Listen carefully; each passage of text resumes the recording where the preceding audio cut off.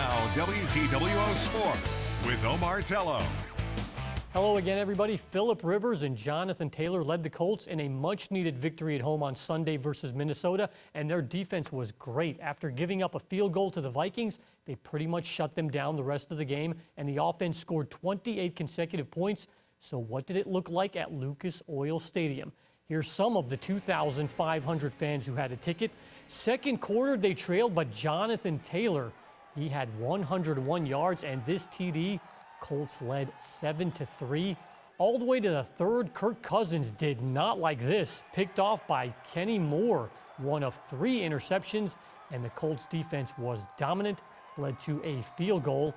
Rivers then was steady in the fourth, looking for Mo Alley Cox. What a great catch in double coverage, and they are set up. We haven't seen Zach Pascal yet. Oh, there he is. They only scored 2 TDs today, and Rodrigo Blankenship made all 4 of his field goals. First time they have had a 100-yard receiver in Cox and a rusher in Taylor in the same game since 2010. Colts cruise 28-11. We stopped the run. We got turnovers. We made the statement we wanted to make defensively. And then special teams was great all day. Rod, congratulations to him. Had a great game going 4 for 4. There's a few things we can clean up in the pass game, but when we're efficient and we don't turn it over and we run it 30-plus times and our D plays like that, we got a chance to win a lot of games. One downside, receiver Paris Campbell was injured on this play. It's a left knee injury. We'll likely know more later today. Next week, they stay home for the Jets, and 7,500 fans will be allowed in for that game. It's a 4:05 kickoff. Meanwhile, in Chicago, the Bears held on at the end to just edge the New York Giants. They're in excellent shape to start the season. 2-0 for them, and Mitch Trubisky with a pair of TD throws as the defense was stellar throughout.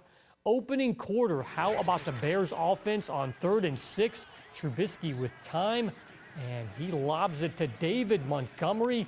He will do the rest, and Chicago led 7-0. Then a pivotal moment here. Saquon Barkley, one of the real stars of the league, on this tackle, unfortunately tears the ACL in his right knee. Just a terrible bit of news for him. Reports say he is expected to miss the rest of the season. Just awful.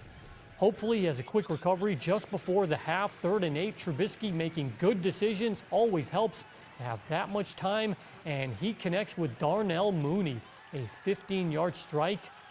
And the Bears go up 17-0. Mitch goes 190 and the 2 scores, but he threw 2 picks in the second, and the Giants with a chance at the end. Daniel Jones pass, incomplete.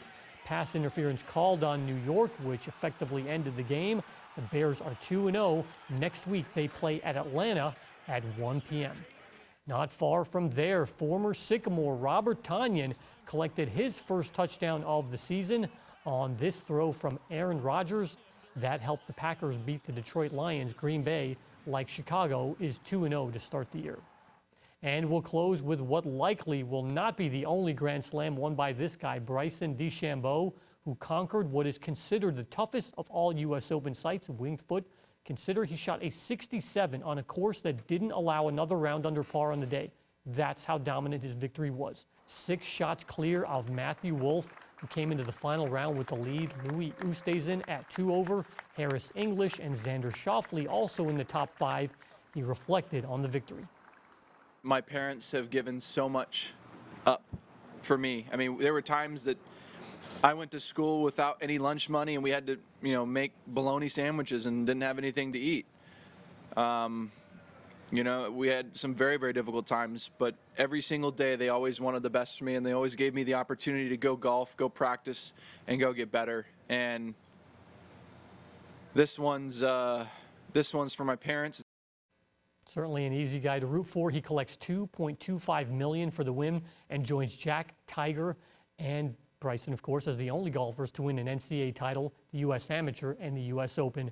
We'll watch for him at the Masters in November. And that's a wrap on sports. Hope you have a great Monday.